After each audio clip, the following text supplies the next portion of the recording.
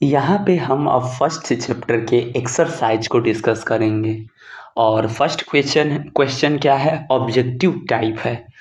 तो इसको हम देख लेते हैं। फर्स्ट क्वेश्चन यहाँ पे देखते हैं, the process by which a seed grow into a new plant is called. एक सीड नए पौधे में बदलता है तो वो किस प्रक्रिया के तहत बदलता है, उसको क्या कहते हैं। तो इसमें डिस्पर्सल होगा नहीं, पॉलिनेशन होगा नहीं, इसीलिए जर्मिनेशन वाला ऑप्शन सही होगा।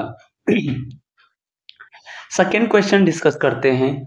तो number of cotyledons in a gram seed, यानी कि चने में कितने जो है कॉटिलिडन होते हैं। डाइकॉट होता है, मोनोकॉट होता है, तो डिस्कस कर ही चुके हैं कि जो ग्राम्स है चना है उसमें 2 कॉटिलिडन होते हैं, उसे डाइकॉट कहते हैं। नेक्स्ट क्वेश्चन क्या कह रहा है, कह रहा है cotton seed are dispersed bye, यानी कि इनके बीजों का या सीड्स का बिखराव कैसे होता है। तो वाटर से होता है, एक्सप्लोजन से होता है कि विंड से। तो विंड ही ऑप्शन सही होगा, वाटर से तो होगा नहीं और एक्सप्लोजन से तो होगा नहीं। ठीक है, नेक्स्ट क्वेश्चन देख लेते हैं। This is a rabi crop, इसमें से कौन है, वीट, राइस, मेज। तो वीट ही सही होगा आंसर इसका। ठीक है, आगे चलते हैं। पांचवा क्वेश्चन है, seeds of this plant are dispersed by explosion. Explosion से किसका जो है सीड डिस्पर्सेड होता है, बिखराव होता है बीजों का, तो वो होगा पॉपी। पॉपी सीड जो है ये एक्सप्लोजन से बिखरते हैं।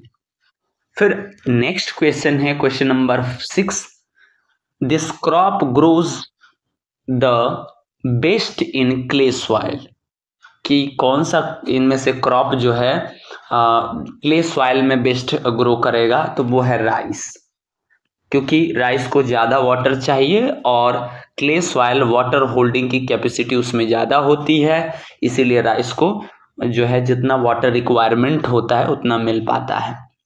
नेक्स्ट है fill in the blanks. First question क्या कह रहा है, the outer most layer of a seed is called seed coat. Outer most layer को सीड कोट कहते हैं। नेक्स्ट क्वेश्चन क्या है, baby plant is called seedling होगा, क्योंकि बेबी प्लांट जब आता है तो वो किस प्रोसेस के थ्रू आता है, तो सीडलिंग के थ्रू। नेक्स्ट देखते हैं यहाँ पे third question, the most common form of seed dispersal is by, यानी कि बीजों का बिखराव का सबसे जो है कॉमन मेथड कौन सा है, तो विंड है। ठीक है, हवा के थ्रू ज्यादातर बीज बिखरते हैं। नेक्स्ट क्वेश्चन है fourth, plants like carrot grow from their root से होगा, जड़ों से वो ग्रो होता है।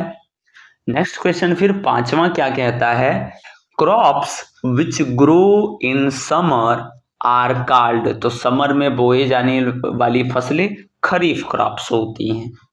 आगे डिस्कस करते हैं जो है ट्रू फॉल्स। तो इसमें फर्स्ट क्वेश्चन क्या है, फर्स्ट क्वेश्चन है all plant reproduce from seed, सभी पौधे बीजों से उत्पन्न होते हैं, तो नहीं, बीजों के अलावा तनों से, जड़ों से और पत्तियों से भी होते हैं, तो इसीलिए फॉल्स होगा। नेक्स्ट क्या है, नेक्स्ट क्वेश्चन है inside the seed coat seed leaves are present, यानी सीड कोट के अंदर जो है कॉटिलिडन्स होते हैं और कॉटिलिडन्स के अंदर जो है ये आपका सीड लीव्स जो है रहता है, और जब ये सीडलिंग का प्रोसेस स्टार्ट होता है, जर्मिनेशन होता है, तो वो सीड जो लीफ जो है बाहर आते हैं। तो नेक्स्ट क्वेश्चन देख लेते हैं, seeds of lotus are spongy, lotus के सीड स्पॉन्जी होते हैं, तो ये सही है, ऑप्शन रहेगा टी, ट्रू। नेक्स्ट देखते हैं question number 4, coleus reproduce with the help of its leave, यानी लीव्स से कोलियस प्लांट जो है वो ग्रो होता है, तो ट्रू रहेगा। नेक्स्ट और लास्ट जो है वो 5 है, wheat is a kharif crop, तो वीट खरीफ क्रॉप नहीं है, रबी क्रॉप है। आगे चलते हैं और देख लेते हैं यहाँ पे कुछ मिसिंग वर्ड्स को कि क्या रहेगा। तो यहाँ पे वीट जो है वो सीड से होगा, तो स्टेम से कई सारे प्लांट होते हैं, हम जिंजर यहाँ पे लिख देते हैं, ठीक है। नेक्स्ट क्वेश्चन है कॉटलीडन सीड लीव्स, यानी कॉटलीडन में सीड लीव्स होते हैं, तो एम्ब्रियो से क्या होता है, तो ये एम्ब्रियो में बेबी प्लांट रहता है, बाद में यही जो है बाहर निकलता है। नेक्स्ट है थर्ड ग्राम रबी क्रॉप है, तो मेज कौन सा होगा, खरीफ क्रॉप होगा। फिर नेक्स्ट चौथा देख लेते हैं groundnut sandy soil, groundnut जो क्रॉप होता है वो सैंडी सॉइल में बोया जाता है, तो जूट है क्ले सॉइल। फिर पांचवा देखते हैं गार्ड्स जो है समर में, तो पीस विंटर में बोए जाते हैं। अब आगे क्या है, क्वेश्चन है right short answer, short answer लिखना है इसका। तो फर्स्ट क्वेश्चन क्या है, name the 3 parts of seed, यानी बीज के 3 भागों के नाम लिखिए। तो एक सीड कोट हो गया, एक एम्ब्रियो हो गया, एक कॉटलीडन हो गया। नेक्स्ट क्वेश्चन हमारा क्या है, नेक्स्ट क्वेश्चन है व्हाट इज सीड डिस्पर्सल, तो spread of seed by the wind and water, हवा और पानी के द्वारा, और अन्य कारकों एनिमल्स भी इसमें आ जाते हैं, ये द्वारा सीड्स यानी बीजों का बिखराव हो जाता है, उसे हम कहते हैं सीड डिस्पर्सल। थर्ड क्वेश्चन है name 2 plants whose seeds are dispersed by animal, यानी ऐसे 2 प्लांट के नाम बताइए जो एनिमल्स के द्वारा उनका सीड डिस्पर्सल हो जाता है। तो एक डेंडलियन है और एक बर्डक है। नेक्स्ट फोर्थ क्वेश्चन है व्हाट इज अ क्रॉप, फसल क्या है।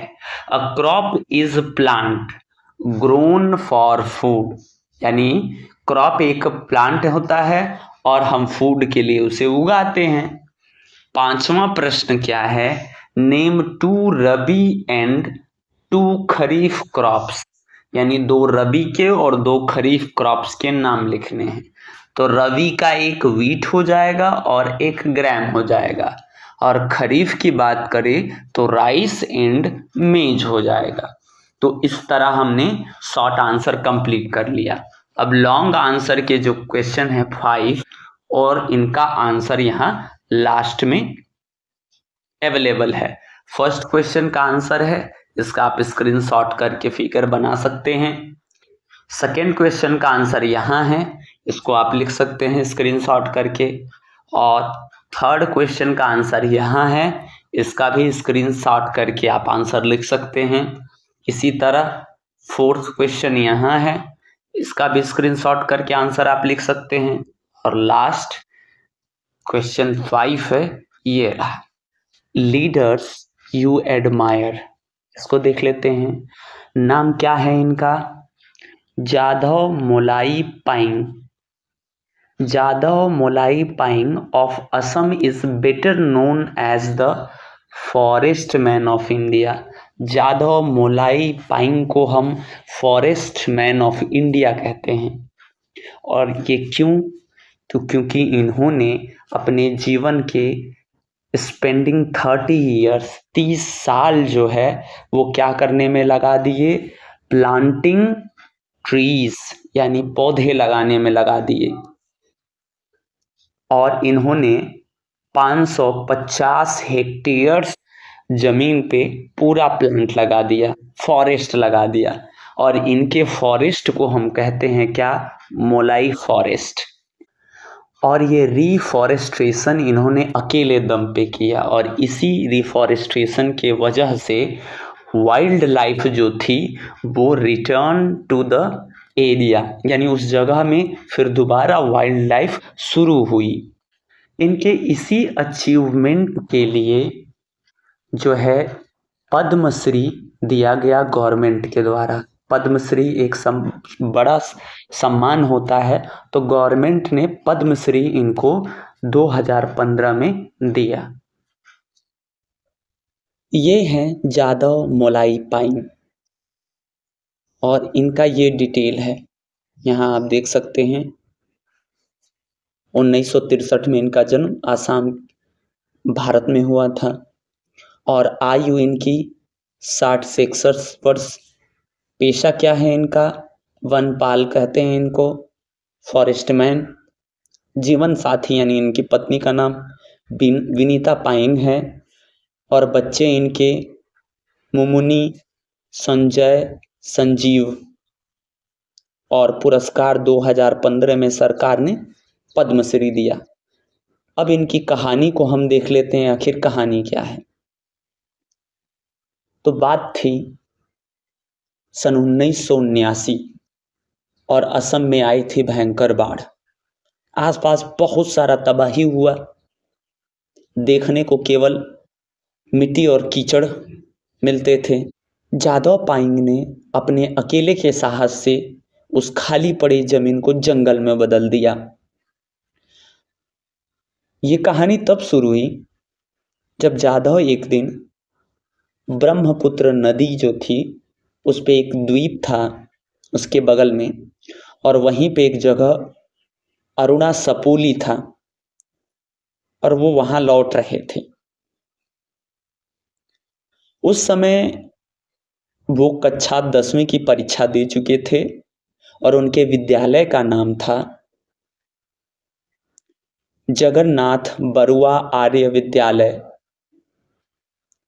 जब वो विद्यालय से लौट रहे थे तो आसपास की मिट्टी रेतीली थी और सुनसान जगह, और उस रेत पर सैकड़ों सांप बेजान पड़े हुए थे।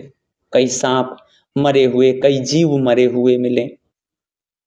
ये सब देख करके जादव पायेंग सन्न रह गए।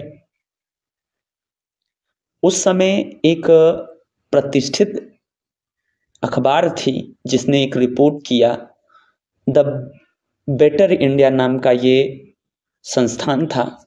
उसके अनुसार एक दिन जादव ने आसपास के बड़े लोगों से पूछा, अगर इन्हीं सांपों की तरह एक दिन हम सब मर जाएंगे तो क्या करेंगे आप सब? बड़े लोगों से पूछा उन्होंने। उनकी इस बात पर सभी बड़े बुजुर्ग जितने थे वो हंसने लगे और उनका मजाक बनाने लगे। लेकिन जादव जानते थे उन्हें इस भूमि को हरा भरा बनाना है, और इसी प्रण के साथ उन्होंने 1979 में इस तबाही को देखा। और जब ये तबाही जो देख रहे थे वो महज 16 साल के बच्चे थे, और उनके मन में कहीं ना कहीं ये बस चुका था कि कोई करे या न करे, हमें इसके लिए कुछ न कुछ कदम उठाना पड़ेगा। और फिर उन्होंने इस कीचड़ भरे द्वीप को एक नया जीवन देने के बारे में ठान लिया। इस बारे में जादव ने गांव वालों से बात की तो काफी गांव वालों ने उन्हें पेड़ उगाने की सलाह दी, और उस सलाह के साथ साथ 50 बीज और 25 बांस के पौधे दिए और कहा, आप इसे बोइए। जादव ने वो सारे बीज बोए और उनकी देखरेख शुरू कर दी। अब उसी का परिणाम आज हमें देखने को मिलता है 36 साल बाद। उन्होंने अपने अकेले के दम पर एक पूरा बड़ा जंगल ही खड़ा कर दिया। ये जंगल जोरहाट में कोकिला मुख के पास स्थित है, और इस जंगल को आज हम मोलाई फॉरेस्ट के नाम से जानते हैं। इस जंगल के आसपास लगभग 1360 एकड़ का क्षेत्र शामिल है। बात करें तो 550 हेक्टेयर भूमि। हालांकि इस जंगल को बनाना आसान काम नहीं था, बड़ी मेहनत लगती थी, और जादव ने रात दिन पौधों की देखरेख की और उन्हें पानी देते रहे, और इसी का परिणाम देखने को मिला कि पूरा जंगल ही वहां पे उन्होंने बसा दिया। और अंत में उन्हें प्रकृति से उपहार मिला और आसपास जो कई सारी जानवरों की जातियां विलुप्त हो रही थीं वो फिर से वहाँ पर पनपने लगी। एक सींग वाले गैंडे, रॉयल बंगाल टाइगर, ये सब समाप्त की कैटेगरी पे थे, लेकिन पुनः वहाँ पूरा जीवन सुचारू रूप से चालू हो गया। तो ये थे जादव मोलाई पाइंग, जिनके अदम्य साहस से, कठिन परिश्रम से पर्यावरण को बचाने के लिए जो उन्होंने योगदान दिया, अपना पूरा जीवन समर्पित कर दिया। और बाद में इनके इस समर्पण के लिए भारत सरकार ने भारत का चौथा सबसे प्रमुख सम्मान पद्मश्री इनको 2015 में दिया। पद्मश्री अवार्ड से पहले 22 अप्रैल 2012 को एक यूनिवर्सिटी, जवाहरलाल नेहरू विश्वविद्यालय, वहाँ पर इन्हें फॉरेस्ट मैन ऑफ इंडिया का एक खिताब दिया गया और तभी से इनका नाम फॉरेस्ट मैन ऑफ इंडिया प्रचलित हो गया। तो ये थे हमारे जादव मोलाई पाइंग।